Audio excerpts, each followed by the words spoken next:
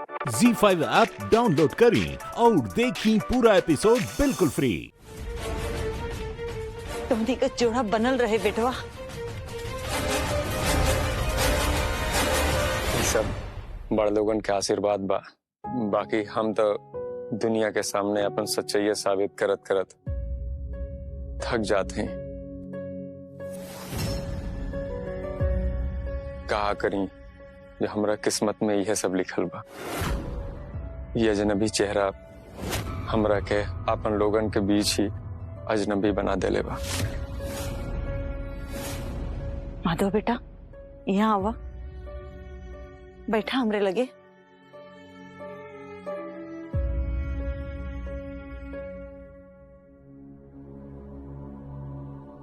बेटा निराश मत हुआ, इस सिर्फ त्योहार परीक्षा ना हुआ, हम सबका परीक्षा बा। हाँ बेटवा, ये समय भी गुजर जाई। हम रउआ लोगन खातिर एक छोटा सा भेंट लाइल बानी।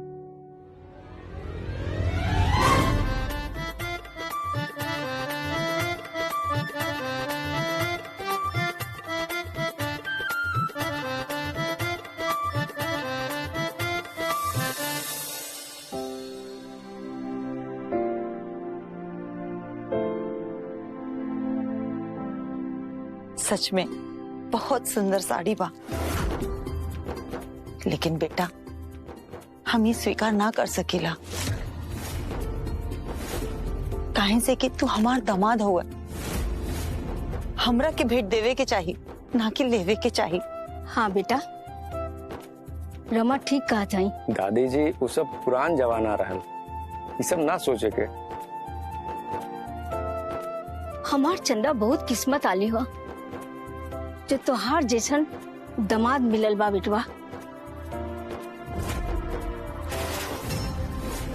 हाँ अम्मा जी, चंदा बेटा सच में हम कितना खुशकिस्मत है कि हमरा के माधव जैसन दामाद मिलल हुआ। कितना संस्कारी, इतना मान सम्मान से हमने के साथ व्यवहार करत हुए, एकदम पहले जैसे। हमरा के तो पूरा यकीन बा कि यह हमार माधव बेटा हुआ। रमा, शकल बदले से कुछ ना होकेला, बस आदमी के मन ना बदले के चाहिए। हाँ माँ, सच कहत हूँ कि हम तहार दर्द नहीं समझत। अरे कन्या, तू पूरा दुनिया के धोखा दे सकत आरू, लेकिन अपना बड़की माई के कब वो धोखा नहीं दे सकत। अरे तू ऐसन औरत नहीं खोजे अपना मर्द से नाराज होके तीज की बरत कल छोड़ देवे। बड़की अम्मा जी, रउआ से तो सचमुच हम कुछ नहीं की छुपा सकत, लेकिन बड़की अम्मा जी ये तीज के लिए मतलब ही ना कि हमें घर में रहा। और रउए बताई ना, जब पीहू के पापा ही नहीं के चाहत कि हमें घर में रही तो हमें घर में कैसे रह सके ना। कन्या, हम तो तारा के अपन बेटी मान ले बनी, तो तू भले पतोह के अधिकार से ना, लेकिन हमार बेटी के अधिकार से था ये घर में रही सकत आरू। अरे तू हमारा हिस्सेदारी में रहिया, काहे से कि हमरो ये घर में आधा हिस्सा तो बढ़ले बा। ना बड़की अम्मा जी, हम ही घर में ऐसे नहीं की रह सकत।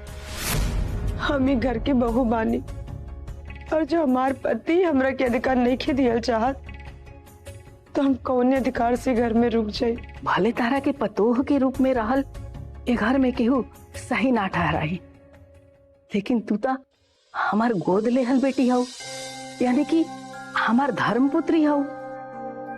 तो एक धर्मपुत्री के अधिकार से रहल गलत ता ना हुई। हैला ये स्टाम्प पेपर, तू एकरा पर ना अपन अंगूठा के ठेप्पा लगा दो। और ये कागज बानू हम जगत से कह के बनवाइनी है, ये कोर्ट के कागज है। अब बेटी के साथ साथ तारा तो हमारा हिस्सा में भी तार हक बा। ये घर के वसीयत के हम 2 हिस्सा करवैनी है। एक हिस्सा जगत और मोहिनी के नाम से और एक हिस्सा तहरा नाम से। इस सब बात हम ही कागज में लिखवा दिले बानी। अब तारा कोनो बात की चिंता नहीं के करेगे। और ये कागज पे ठेपा लगा के भगवान के आशीर्वाद समझ के रख ला। ना बड़की अम्मा जी, ये कागज हमरा कोनो काम ना आई। अरे पगली, रख ले। का पता भगवान भी ये चाहत होगा।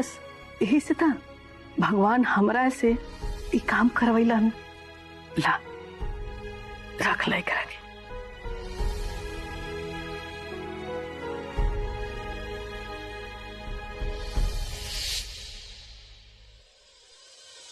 और हमरा ही ना पता रहे। दीदी हमरा के डर लागा था। अब हमरा के आंख बंद करके काहे ले जाते ही? हम तोहार हाथ पकड़े हैं, तू ना गिरबू। हो गई दीदी, अब बताई ना का बात था। बस बस थोड़ा पेशेंस रखा। तू जब अपन सरप्राइज देखबू ना, खुशी के मारे उछल जाबू। सरप्राइज? कैसन सरप्राइज दीदी?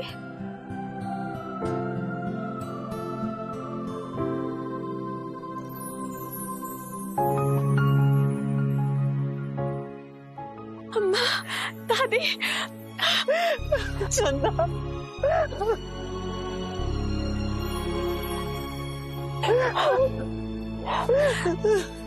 दादी, हमार बेटा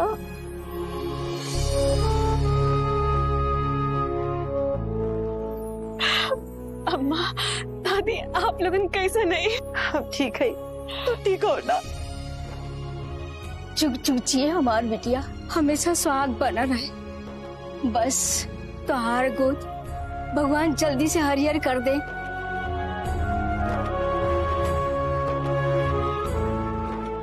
काजल दीदी, हम आपके बता ना सकते कि हम अपन अम्मा और दादी के देख के कितना खुश है। पता ना कितना दिन के बाद हमरा के इतना खुशी मिलला। Thank you. हमरा धन्यवाद करे के कोनो जरूरत नहीं है। ई धन्यवाद के असली हकदार केहू और बा। आप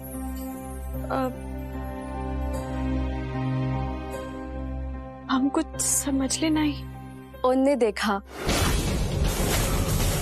हमारे माधव भैया।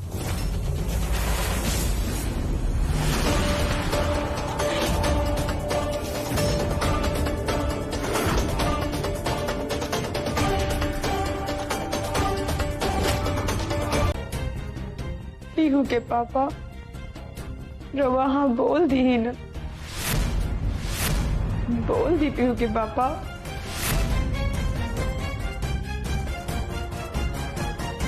तो फिर ठीक है, मेरा पहला आदेश तुम्हारे लिए है अमरेंद्र। तुम इस आरती, हम बतावत बानी आगे के। तो यही बोले चाहत बाड़ू नु, ये आरती के बाल पकड़कर घसीटत हुए घर के बाहर कर दा। यही ना कहा चाहता गोदावरी? बहन, तुम तो आजकल मुझे कितना समझने लगी हो ना। हाँ गोदावरी, हम तारा के बहुत समझे लागल बानी। तारा संगे इतना समय बितवले बानी, लेकिन नहीं की दुल्हन, अब तू हमारे को बात सुनना कि तू एक घर के नकली बहू बाड़ू। और हम भले भी घर के बहू नहीं की, लेकिन हम ये घर छोड़ के ना जाए और एहजे रहब यही घर में। यहाँ रहोगी? यहाँ क्यों रहोगी? और किस अधिकार से रहोगी इस घर में तुम? अपन अधिकार से। लेकिन तुम्हारा अधिकार खत्म हो चुका है। मैं नकली बहू हो सकती हूँ, लेकिन तुम्हारा तलाक असली है। तू इतना परेशान मत हो खा, हम अभी आगत बानी। अरे सुनो, ऐसे अंदर जाके मुंह छुपाने से कुछ नहीं होगा। अपना सामान पैक करो और निकलो इस घर से। देखो अमरेंद्र, तुम्हारी एक्स वाइफ की अब इस घर में कोई जगह नहीं है। मैं भले ही तुम्हारी नकली पत्नी हूँ, लेकिन अब कमरे में तो तुम्हें मेरे साथ ही रहना होगा ना। लेकिन हाँ, अब तुम ना सोफे पे नहीं सोओगे, बिल्कुल भी नहीं, क्योंकि अब तुम ना जमीन पर सोओगे, जमीन पर सोओगे, जमीन पर सोओगे। पीहू के पापा जमीन पे ना बल्कि वो पलंग पे सुती हन, और गोदावरी वो तारा कमरा में ना बल्कि वो कोना वाले कमरा में रही हन। वो कोने वाला कमरा तुम्हारे बाप के नाम है क्या? अरे ना गोदावरी, तुम्हारे बाप के नाम पे नहीं खे, वो कमरा हमरे नाम पर बा, आरती तिवारी के नाम पर, और हम मालकिन बानी उ कमरा के। और तनी अपन कान खोल के इहो सुन ला, हम खाली उ कमरा के ना बल्कि पूरे घर के आधा हिस्सा के हम मालकिन बानी, हम मालकिन बानी, हम मालकिन बानी, हम मालकिन बानी। ZEE5 ऐप डाउनलोड करें और देखें कुल एपिसोड एकदम फ्री।